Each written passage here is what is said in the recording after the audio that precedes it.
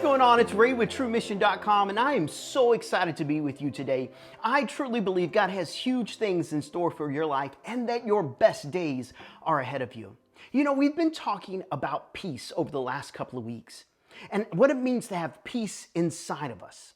You know, sometimes I think that we don't have peace in our lives because we don't realize the value that we have in us or the value and worth that we are.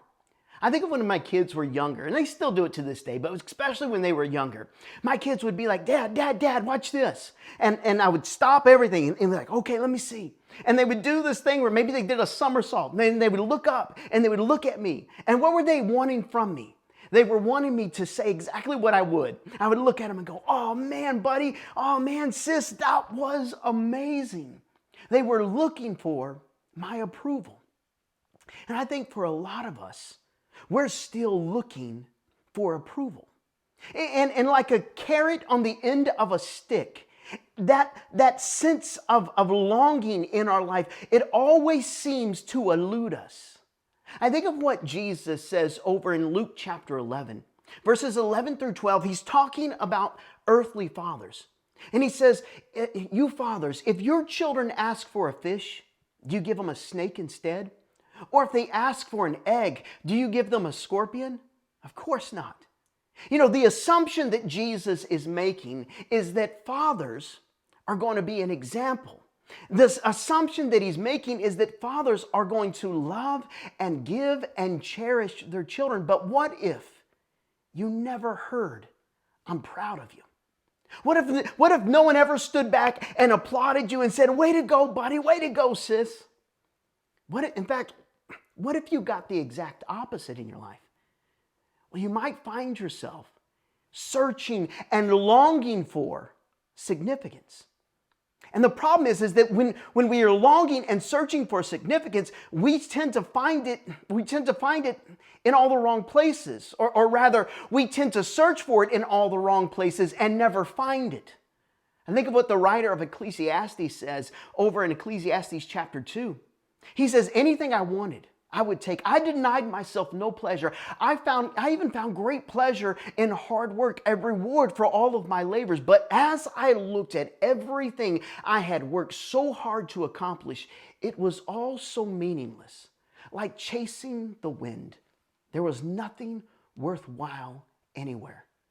He says, I have it all. And simultaneously, I have nothing. I have everything I could want, but inside, I'm empty. I chase after significance only to find it's a hide and seek game that I never win. It's hard to have peace in our life when we struggle with insecurity inside our hearts. You know, we live in a world that wants to be great. We live in a world that everybody wants to be significant and to be respected. Everybody wants to feel that security, and yet they deal with insecurity and the feeling of inadequacy and the loss of significance. You know, the other thing I find is that the search for significance often reduces things down to an experiment. Maybe this will make me happy. Maybe this will fulfill me. Maybe this will complete me. What is significance anyways? I mean, and what is it and how do we know when we've arrived? Is it wealth? Is it title? Is it being adored by others? Is it acceptance? Is it possible that people are looking for significance in all the wrong places? You know, when you want to know the purpose of a thing, when you want to know why it exists, you don't ask the thing, you ask the one that created the thing.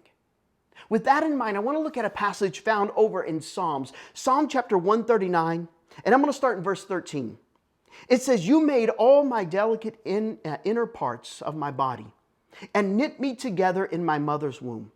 I thank you for making me so wonderfully complex. Your workmanship is marvelous. How well I know it. You watched me be informed in utter seclusion as I was woven together in the dark of the womb.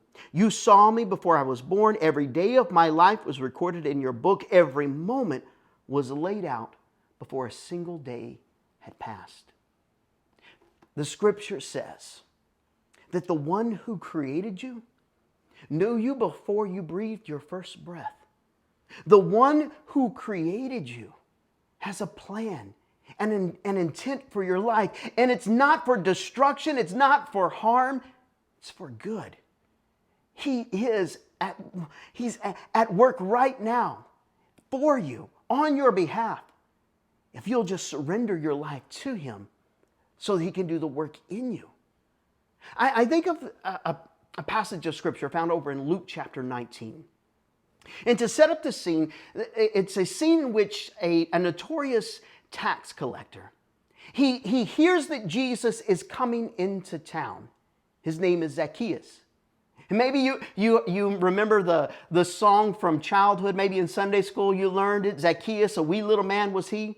Look, I'm all for the small guy winning and the small guy getting accolades. I'm all for that because I am vertically challenged, all right? But I just want to point out that in this story, his stature is likely not one that is lacking height physically, but it's his stature in the community. You see, as a tax collector, Zacchaeus worked in the realm of the unclean. And he was by all accounts considered a notorious sinner and an unrighteous person. And for him to intermingle with the crowd of Jewish followers would be customarily considered a violation of the law. In fact, it could be argued that Zacchaeus runs to a tree because he has a social barrier that prevents him from intermingling in the crowd. And so here's the scene. Jesus is on his way. He's walking through this crowd in Luke chapter 19, starting about in verse 4. Zacchaeus runs ahead of him. He finds a sycamore fig tree and he climbs up into the tree. Again, I believe he climbed up into the tree because his social status prevented him from being in the crowd. So here he is, he's up in this tree. Jesus is coming along and he locks eyes with him. And Jesus says, "Quick, come down. I must be your guest today in your home."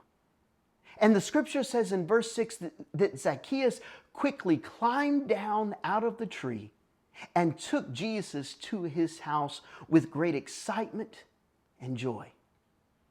You see, I find, and I think this is true for all of us, to understand your significance. Again, if you want to have peace in your life, you need to understand how valued you are, your significance. The first thing I would tell you is this, like Zacchaeus, he knows you. You know, one of the questions that humanity has always struggled with is, who am I? Who am I? And sometimes we make mistakes. Sometimes we blow it. Not sometimes. I mean, we've all done this before in our lives. But I want to tell you about this God that we serve. You see, this God that we serve has an intent for your life. And it's greater than your past. It's greater than your faults. It's greater than your problems.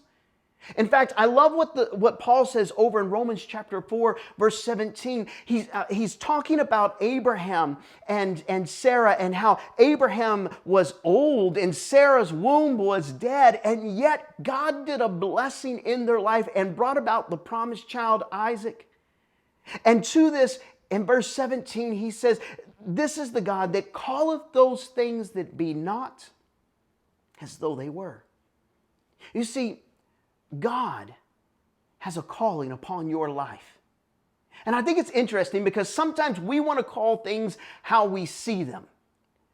And the thing about God is God doesn't call things by what we see. He calls things by the intent in which He created them.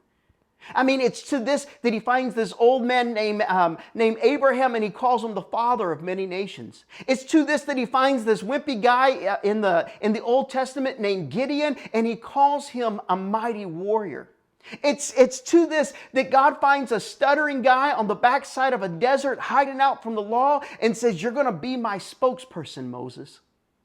You see, Jesus calls those things that be not as though they were. Here, Jesus steps on the scene and he calls Zacchaeus by his name. Now, at this, the people around him, the religious people, are going to protest. The religious people are going to say, Jesus, you can't go to this man's home. He's a notorious sinner. He's worthless. You can't go to this sinner's home. Even after Jesus calls the man by name, they heard him call him by name. They wouldn't call him by his name. Interesting fact. Zacchaeus in the Hebrew means righteousness. Righteousness. Right standing with God. Here they are. They're calling the crowd, the religious leader, they're calling him a notorious sinner. And Jesus looks at him and says, one in right standing. Today I'm going to your house. You see, here's the other thing that I find, is that Jesus wants to enter into your life and to take away the past, to call you by the name of his intent for your life, because you are known by him. And here's the second thing that makes you significant. You're his friend. You know, the devastation of the fall was that Adam no longer was going to walk with God in the cool of the day. If you remember the scene, God shows up after Adam has committed the sin and he's fallen. God shows up on the scene and he says, Adam, where are you? And Adam responds, I was naked and afraid, so I hid. Shame and guilt caused the separation because of the effect that sin had. It caused the separation. And in a moment, the relationship that God wanted with humanity was suddenly lost. But hear the words of Jesus over in Luke chapter 19 and verse 10. He says, the Son of Man came to seek and save that which was lost. What was that which was lost? The relationship that God intended with humanity. You see, God has entered into our world and entered into our life. And when we surrender all that we are to him, we discover in him our name. We discover in him our purpose. We discover in him our value. And in this suddenly we also discover that he's our friend. I mean, here's the beauty of the story of Zacchaeus.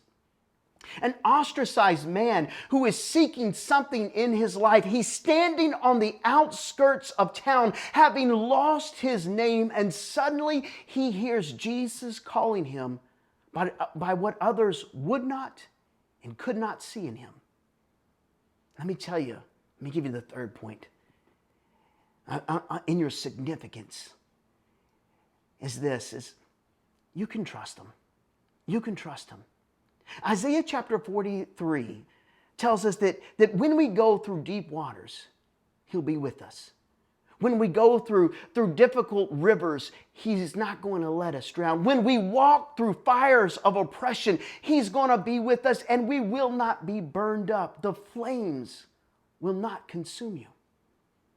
Jesus stepping into our lives and giving us value, giving us purpose, giving us significance. When you understand who you are in him, it changes everything and you can live at peace trusting in him. Your true mission begins in a relationship with Jesus. To find out more about this, check out the video entitled I'm with Jesus. If you're new to our channel, we upload videos every week, so be sure to subscribe and turn on that bell notification. Thanks again for watching. We'll see you soon.